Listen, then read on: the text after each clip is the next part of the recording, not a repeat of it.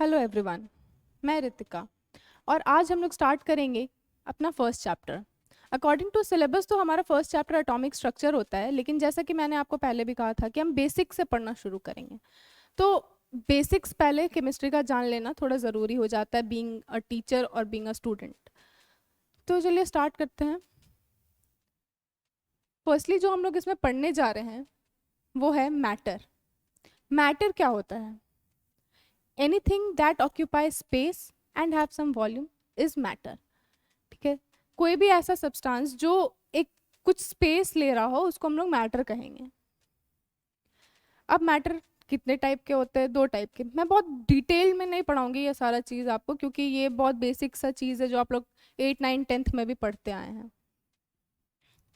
Matter दो part में divide होता है, फिजिकल क्लासिफिकेशन और केमिकल क्लासिफिकेशन। फिजिकली जब हम लोग इसको क्लासिफाई करते हैं तो हम लोग दो टाइप में क्लासिफाई करते हैं, तीन टाइप में, सॉलिड, लिक्विड और गैस। और केमिकल क्लासिफिकेशन क्या है? प्योर सब्सटेंस और मिक्सचर। अब मिक्सचर भी क्या होता है? दो टाइप के होता है, होमोजीनियस मिक्सचर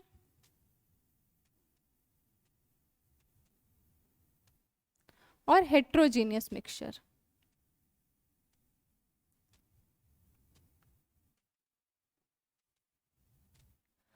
होमोजीनियस मिक्सचर क्या होते हैं? जिसको हम लोग सेपरेट नहीं करते, जो एक फेज में है। जैसे कि अगर हम लोग पानी ले रहे हैं, एक बीकर में पानी है और उसमें हम लोग सॉल्ट ऐड कर दिया, वो कंप्लीटली मिक्स हो गया और इसका फेज क्या है? लिक्विड फेज है। मतलब एक फेज में जो हो और कंप्लीटली मिक्स्ड हो, जिसको हम लोग सेपरेट ना कर पाए, वो क्या है? होमोजीनियस मिक्सचर है। वहीं हेट्रोजीनियस मिक्सचर क्या होता है? हेट्रोजीनियस मिक्सचर वो होते हैं जैसे पानी है, उसमें अगर हम सैंड ऐड करते हैं तो ये कभी भी मिक्स नहीं होगा। और ये क्या है? दो फेज में प्रेजेंट है, पानी लिक्विड फेज में और सैंड सॉलिड फेज में।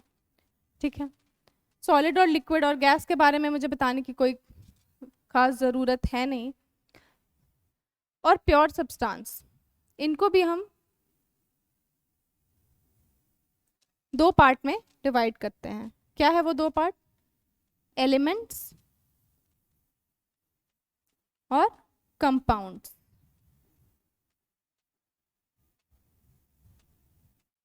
ठीक है, एलिमेंट्स क्या है? जो भी सब्सटेंस पीरियोडिक टेबल में प्रेजेंट है उसको हम लोग एलिमेंट्स कहेंगे। और कंपाउंड्स क्या है? जैसे हाइड्रोजन और हाइड्रोजन मिल गया, वाटर के साथ दो हाइड्रोजन को मिला दिया तो H2O बन गया। This is what? This is a compound. ठीक है, तो आगे बढ़ते हैं हम लोग। अब कुछ लॉज हम लोगों को पढ़ना होता है, जैसे लॉ ऑफ कॉम्बिनेशन। ये इसमें बहुत ज़्यादा कुछ पढ़ने की ज़रूरत है नहीं कि क्या है law of combination. Antoine Lavoisier ने इसे दिया था 1789 में।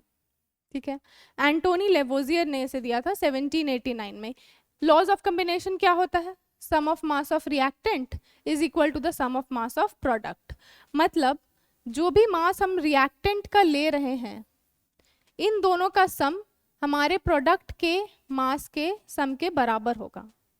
जो कि जैसे कि हम लोग एक एग्जाम्पल भी देख सकते हैं, कार्बन का मास 12 ग्राम होता है, ऑक्सीजन का मास 16 ग्राम होता है, जो कि 32 ग्राम्स हुआ। इन दोनों का सम हो गया 44 gram, which is equal to CO2 का mass. This is what? Laws of combination. Next है law of definite proportion. Law of definite proportion किसने दिया था? जोसेफ प्राउस्ट ने। ठीक है, ये क्या बता रहा है कि a chemical compound, no matter from which source it has been obtained, it will contain the same element combined together in a fixed ratio by mass। एक एग्जाम्पल के थ्रू हम लोग इसको समझते हैं। जैसे ये कहना चाह रहा है कि एक केमिकल कंपाउंड, उसको हम कहीं से भी लेकर के आए, जैसे वाटर है, अगर हम उसको, आप लेक का वाटर लें या आप टैप वाटर लें या आप ओशन का वाटर लें, उसका जो कॉम्बिनेशन होगा वो H2O ही होगा। मतलब हाइड्रोजन, दो हाइड्रोजन और एक ऑक्सीजन मिल करके ही वाटर बनाएगा। उससे फर्क नहीं पड़ता कि आप उसको कहाँ से लेके आ रहे हैं। ठीक है, मतलब आप उसको किस जगह से लेके आ रहे हैं, चाहे वो नाली का पानी हो, चाहे वो लेक का पानी हो, चाहे वो तालाब का पानी हो, पानी क्या है, H2O ही रहेगा। भले उसमें इम्प्योरिटीज अलग अलग है, लेकिन वाटर का जो बनने का कॉम्पोजिशन है वो क्या रहेगा, H2O ही रहेगा। नेक्स्ट है लॉ ऑफ मल्टीपल प्रोपोर्शन। ये किसने दिया था, डाल्टन ने दिया था। इसमें क्या कहा जा रहा है कि जब दो एलिमेंट्स कंबाइन करते हैं, ठीक है, when two elements combine to form more than one compound, then the different masses of one element which combines with the fixed mass of other element bears a small whole number ratio to one another। ठीक है, क्या कह रहा है Dalton कि जब दो elements को हम लोग कंबाइन कर रहे हैं तो वो जो कंबाइन करेंगे, अगर हम लोग एक का मास को फिक्स कर दें तो वो जो दूसरे का मास है वो क्या होंगे, एक फिक्स्ड होल नंबर रेशियो में होंगे। ठीक है, एक एग्जाम्पल इसका हम लोग देख लेते हैं। ठीक है, जैसे NO कंबाइन करके कंपाउंड क्या बना रहे हैं, N2O, NO, N2O3, NO2, N2O5।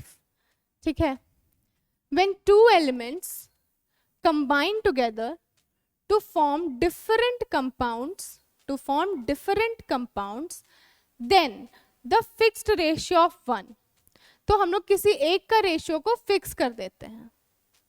ठीक है, जैसे अगर हम इसका रेशियो फिक्स कर दें,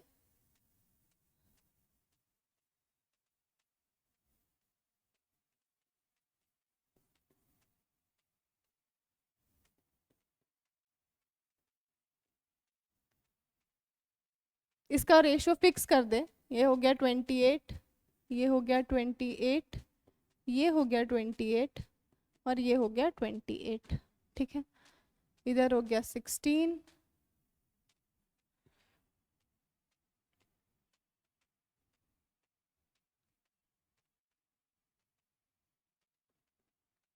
ये हो गया 32,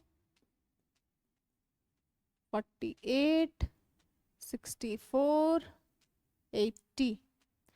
Then if we fix the ratio of one compound, then ये क्या है, अगर हम इसको कट करते हैं तो ये क्या है, 1:2:3:4:5 के रेशियो में है। ये क्या है, ये बियर कर रहे हैं एक स्मॉल होल नंबर रेशियो। समझ में आ रहा है?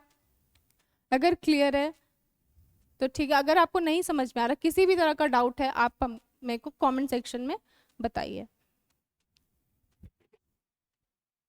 नेक्स्ट है लॉ ऑफ रेसिप्रोकल प्रोपोर्शन। ये किसके द्वारा दिया गया था, रिचर के द्वारा दिया गया था 1792 में।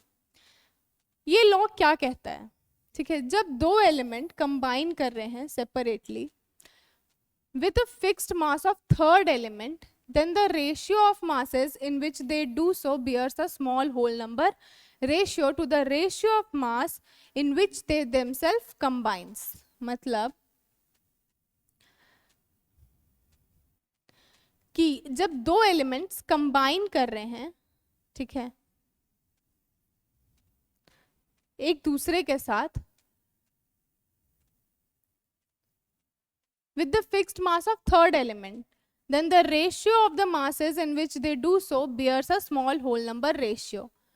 जब ये कंबाइन कर रहे हैं तो क्या है कि C के साथ CO2 बना रहा है, CS2 बना रहा है और यहाँ SO2 बना रहा है, fixed mass of other element. ठीक है, ये बहुत इंपॉर्टेंट नहीं है, ये सारा बेसिक्स बात है जो हम लोग, बस आपको लॉ जानने की ज़रूरत है जो आप जान लीजिए और क्या कहना चाह रहा है ये लॉ वो समझ लीजिए।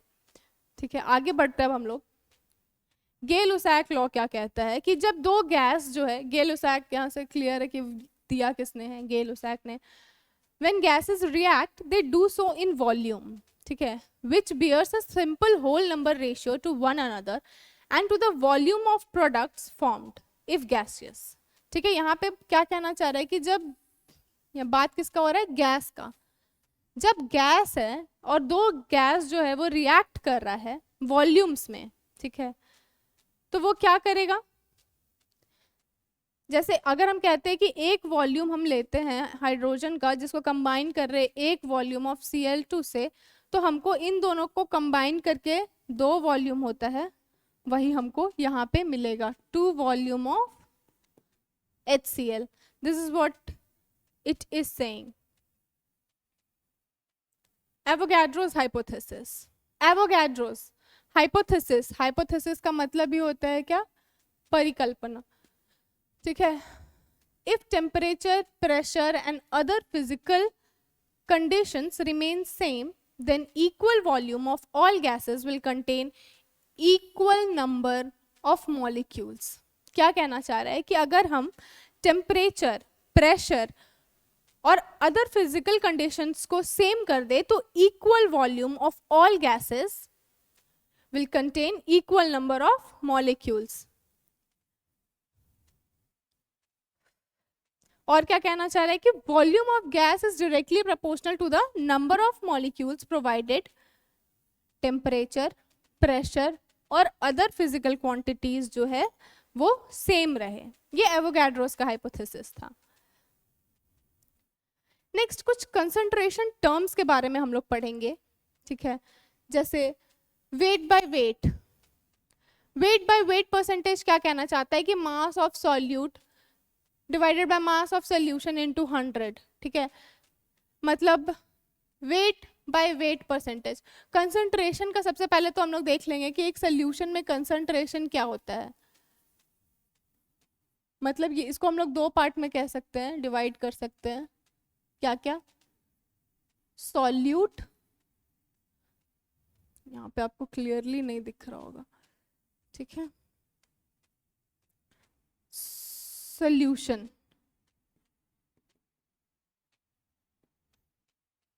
इसको 2 पार्ट में हम लोग कैसे डिवाइड कर सकते हैं? Solute and solvent. सॉल्यूट क्या होता है? जिस चीज को हम लोग डिसॉल्व कर रहे हैं. एग्जाम्पल से समझते हैं कि एक बीकर में हमको नींबू का शरबत बनाना है, पानी है, उसमें हम नमक घोल रहे हैं या चीनी घोल रहे हैं, तो जिस चीज को हम घोल रहे हैं वो क्या है? सॉल्यूट. ये क्या होगा? लेस इन क्वांटिटी होगा. ये सारी कुछ बेसिक बातें आई होप आपको पता ही होगा. सॉल्यूट. और सॉल्वेंट क्या है? जिस चीज में हम घोल रहे हैं, ठीक है. जिस चीज में, जैसे हम इसको पानी में घोल रहे हैं, अगर हम इसे पानी में घोल रहे हैं तो सॉल्वेंट क्या हो जाएगा? Water. Water is what? Solvent. और जिस चीज को घोल रहे हैं वो क्या है? सॉल्यूट. इन दोनों को मिला करके जो बनता है वो क्या कहलाता है? सोल्यूशन. इन दोनों को मिला करके जो हम बना रहे हैं वो क्या कहला रहा है? सोल्यूशन. तो वेट बाय वेट परसेंटेज क्या होता है? Mass of solute divided by mass of solution into 100 अगर हम लोग कर देंगे तो वो क्या कहलाएगा? Wait by weight percentage.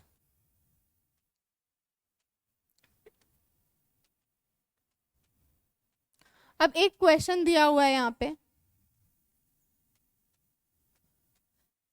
कि 10 ग्राम NaCl 100 मिलीलीटर सोल्यूशन में प्रेजेंट है, तो वेट बाय वेट परसेंटेज निकालना है.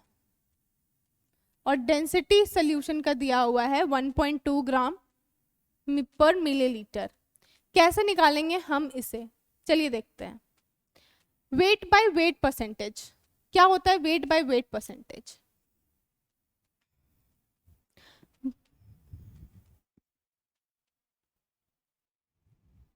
क्या होता है?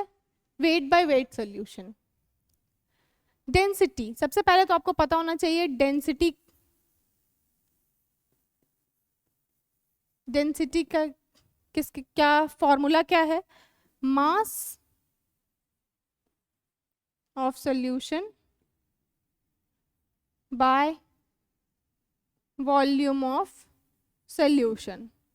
या हमें क्या पता है? डेंसिटी पता है, वॉल्यूम ऑफ सॉल्यूशन पता है, मास ऑफ सॉल्यूशन निकाल लेंगे. निकाल लेंगे, बड़ी आसानी से निकाल लेंगे. कैसे निकालेंगे भाई? मास ऑफ सोल्यूशन बराबर क्या हो जाएगा? Density into volume, volume of solution. Density क्या है? 1.2 ग्राम दिया हुआ है। वॉल्यूम क्या है? 100 मिलीलीटर है। ठीक है, मिलीलीटर से मिलीलीटर कट, पॉइंट हटाया, 0 डाला, 0 से 0 कट, 120 ग्राम हमारा क्या निकल आया? मास ऑफ सोल्यूशन। यही तो चाहिए था, मास of solute bye mass of solution. Mass of solute तो हमारे पास है, जो कि है 10 gram of NaCl। Mass of solution क्या है हमारा? 120 ग्राम निकल आया। तो वेट बाय वेट परसेंटेज निकल जाएगा। वेट बाय वेट परसेंटेज क्या हो जाएगा? मास ऑफ सॉल्यूट जो कि था 10 gram divided by mass of solution 120 gram is equal to, sorry, into 100 weight by weight percentage. तो 100 डिवाइडेड बाय 112,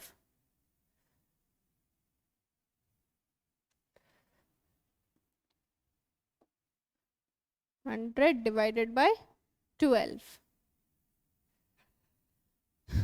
कीजिए और निकाल लीजिए wait by weight percentage.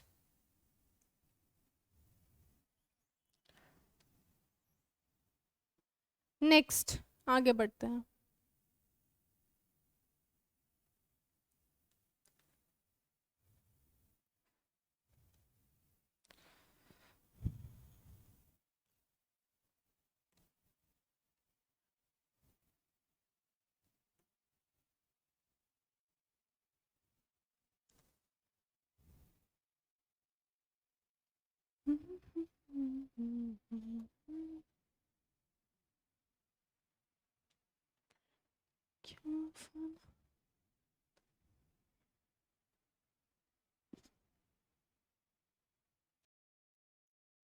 Next जो हम लोगों को पढ़ना है वो है वॉल्यूम बाय वॉल्यूम परसेंटेज और wait by volume percentage.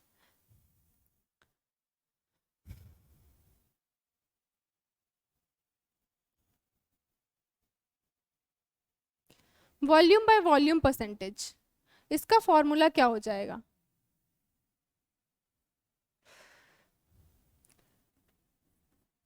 Volume, सब में पहले हम लोग क्या करेंगे? Volume of solute upon volume of solution into 100। ये क्या है? वॉल्यूम बाय वॉल्यूम परसेंटेज का फॉर्मूला। वेट बाय वॉल्यूम, वेट बोला है तो सबसे पहले क्या हो जाएगा? Mass of solute upon volume of solution into 100 percentage बन गया। ये कुछ बेसिक बातें आप सभी को पता ही होगा इन सब सारी चीजों के बारे में। Volume, mole fraction, mole fraction क्या होता है? मोल फ्रैक्शन जानने से पहले आपको पता होना चाहिए मोल्स के बारे में। मोल क्या होता है? मोल कंसेप्ट के बारे में। ठीक है, तो इसको हम लोग, इसको पढ़ने से पहले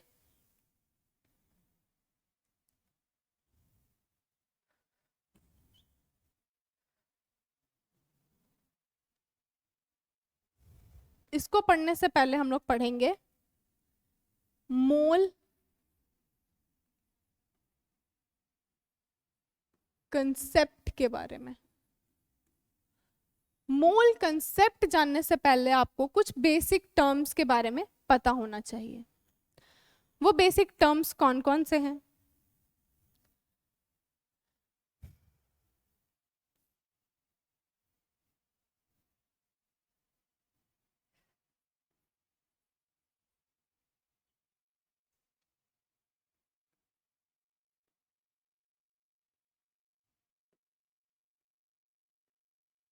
एटॉमिक मास, ठीक है, atomic mass, then molecular mass, और एक क्या हो जाता है, मोलर मास। क्या है एटॉमिक मास, क्या है मॉलिक्यूलर मास और क्या है मोलर मास, इन तीनों का डिफरेंस आपको पता होना चाहिए। जब हम एक एटम की बात कर रहे हैं तो हम एटॉमिक मास उसको कहेंगे, जब एक मॉलिक्यूल के मास निकालने की बात हम कह रहे हैं तो वो मॉलिक्यूलर मास होगा, और जब एक मोल एटम के मास की बात कर रहे हैं तो वो क्या होगा, मोलर मास होगा। ठीक है, ये बेसिक बात है, कुछ बेसिक टर्म्स जिसको हम लोग डिस्कस कर रहे हैं अभी। देन मोल कंसेप्ट, मोल क्या होता है, मोल,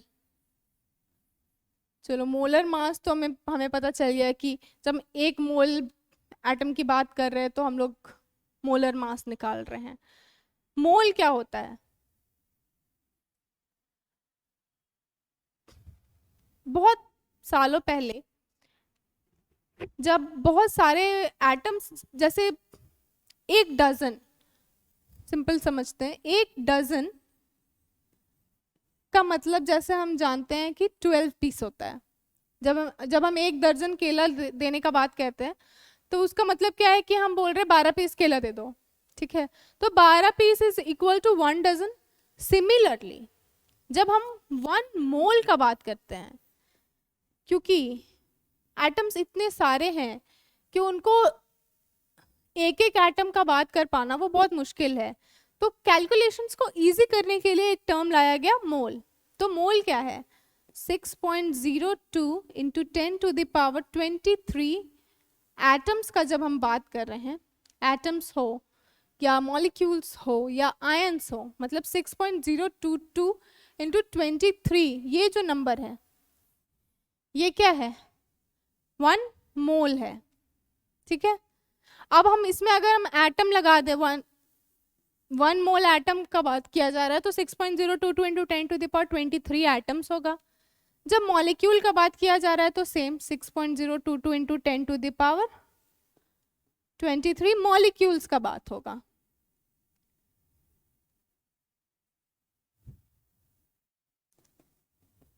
six point zero two two into 10 to the power 23 ions की जब बात की जा रही है तो वो आयंस होंगे। ठीक है, ये बेसिक बात है। तो 1 मोल क्या है, 6.022 इंटू 10 टू द पावर 23। जैसा कि एक डजन जो है केला जो है वो 12 पीस के बराबर होता है, वैसे ही 1 mole atom 6.02 into 10 to the power 23 atoms के बराबर होता है। 1 mole molecule 6.02 into 10 to the power 23 molecules के बराबर होता है। ठीक है, और 6.02 into 10 to the power 23 ions जो है वो आयंस के बराबर होता है। 6.022 10 टू द पावर 23 आयंस जो है वो 1 मोल आयंस के बराबर होगा।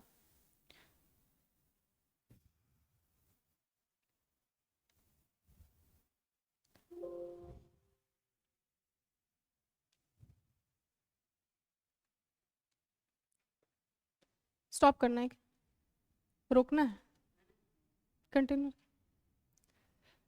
मोल फ्रैक्शन, अभी हम मोल कंसेप्ट हमने समझ लिया, व्हाट इज मोल फ्रैक्शन।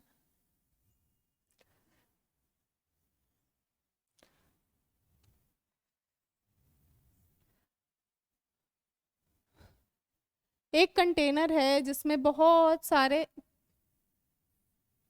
3 तरह का एटम है। ठीक है, मोल निकालने का एक और फॉर्मूला मैंने बताना मैं थोड़ा भूल गई। मोल निकालेंगे कैसे हम लोग, given mass by molecular mass. ठीक है, ये मोल निकालने का फॉर्मूला होता है। ठीक है, कि जो भी मास आपको दिया गया है कि 10 ग्राम NaCl का मास निकालिए, सॉरी 10 ग्राम H2O में कितना मोल्स होगा? तो given mass by molar mass कैसे निकालते हैं? ये भी एक बहुत इंपॉर्टेंट चीज है जो हम लोगों को जानना चाहिए। H2O 2 into 1 plus 16 is equal to 18 grams. तीन तरह का अगर आपको कंपाउंड्स का मास निकालना आ गया तो आप मॉलिक्यूलर मास में आपको दिक्कत नहीं होगा, बेसिक बात है, आई होप आप सभी को पता ही होगा। तो 18 कर देंगे, जो आंसर आएगा वो हमारा उतना मोल्स 10 ग्राम H2O में प्रेजेंट होगा। ठीक है,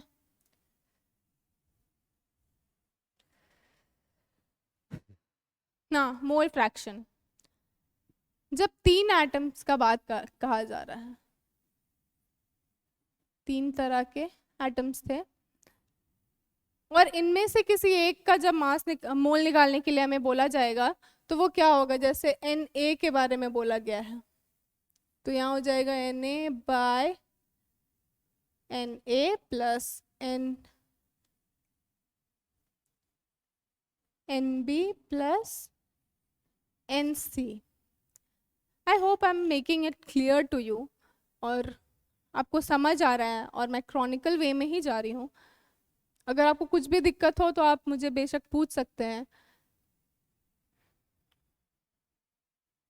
ये सारी बेसिक बातें, इसलिए मैं इसे बहुत ज़्यादा डिस्कस नहीं कर रही हूँ क्योंकि ये बेसिक सी चीज़ें हैं जिससे मे भी क्वेश्चंस आ सकता है और आपको पता भी होना चाहिए।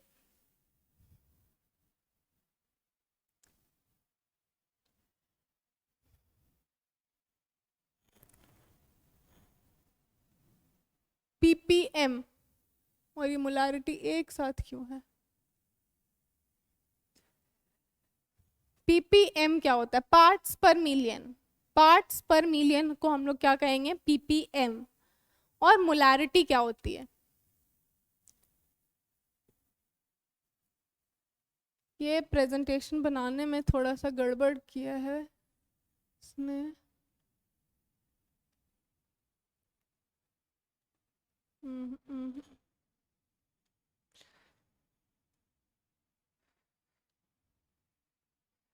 चलिए, molarity, what is molarity?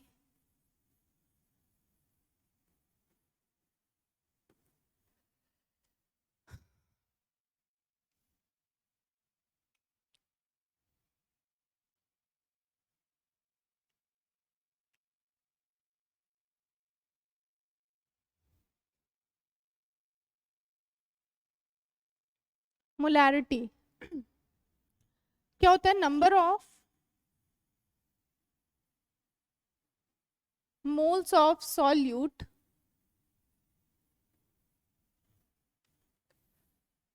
Upon volume of solution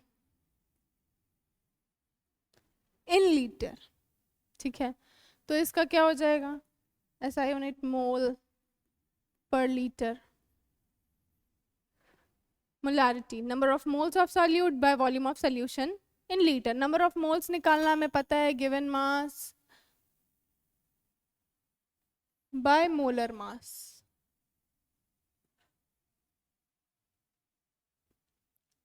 ये है मोलारिटी।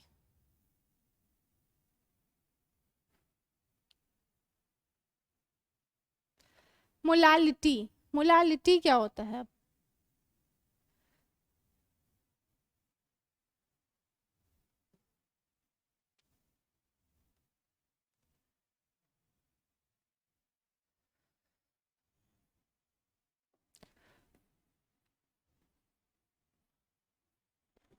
मोलालिटी, मोलालिटी क्या है? Number of moles of solute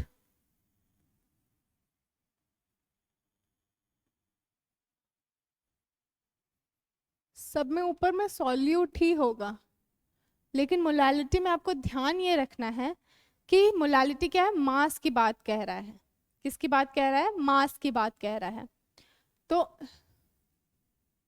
molality number of moles of solute bye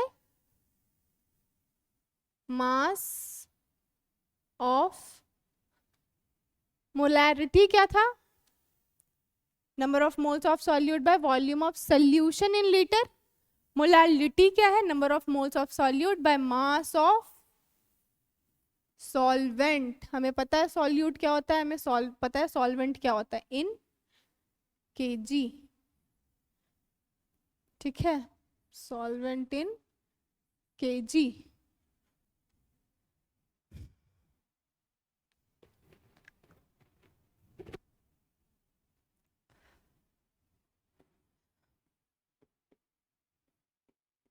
ये हो गया मोलालिटी का डिफरेंस। अब दोनों में डिफरेंस क्या है? मोलारिटी जो है वो टेम्परेचर पे डिपेंड करेगा। क्यों करेगा भाई? क्योंकि वॉल्यूम है, वॉल्यूम डिपेंड करता है। जैसे ही हम टेम्परेचर बढ़ा रहे हैं वॉल्यूम ऑफ सोल्यूशन घट रहा है, ठीक है। और मोलालिटी टेम्परेचर पे डिपेंड नहीं करेगा। क्यों नहीं करेगा? मास है तो इस वजह से। अब ऐसा क्वेश्चन पूछ दिया जाता है, which of these depends on temperature, molality ppm और समथिंग ऐसा। तो कौन डिपेंड करेगा टेम्परेचर पे, या कौन नहीं करता है टेम्परेचर पे डिपेंड? तो मोलालिटी टेम्परेचर पे डिपेंड नहीं करता है। This is temperature independent. Temperature पे डिपेंड नहीं करता, टेम्परेचर इंडिपेंडेंट।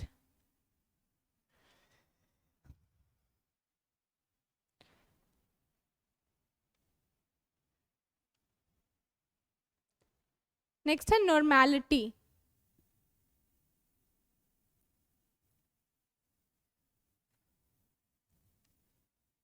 ये पीपीटी आज बहुत परेशान कर रहा है।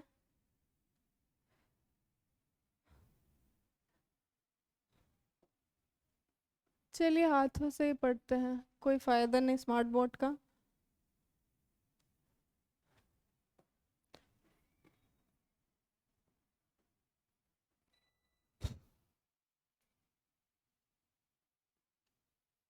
नॉर्मैलिटी, नॉर्मैलिटी क्या होता है? Number of gram equivalent of solute. ठीक है, क्या होता है? Number of gram equivalent of solute divided by volume of solvent. क्या हो गया? Volume of solvent in litre. इसका क्या हो जाएगा?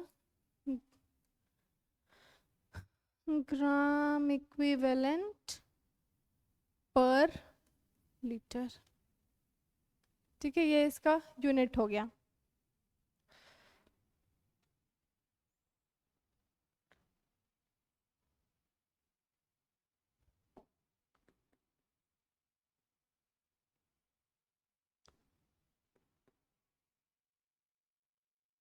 पर लीटर। अब मोलालिटी और नॉर्मैलिटी पे बेस्ड कुछ क्वेश्चंस हम लोग कल करेंगे। और कुछ क्वेश्चंस जैसे ग्राम इक्विवेलेंट कैसे निकालते हैं, ठीक है, इक्विवेलेंट मास कैसे निकालते हैं, उसके बारे में हम लोग पढ़ेंगे। एसिड का इक्विवेलेंट मास, ये क्वेश्चन डेफिनेटली पूछा जाता है। एक क्वेश्चन रहता है H3PO4 के बारे में या H2SO4 के बारे में। एसिडिक मीडियम है तो वैलेंसी फैक्टर कैसे निकाल रहे हैं हम लोग, ये सारा कुछ हम लोग नेक्स्ट चैप्टर में पढ़ेंगे। तो थैंक यू फॉर नाउ।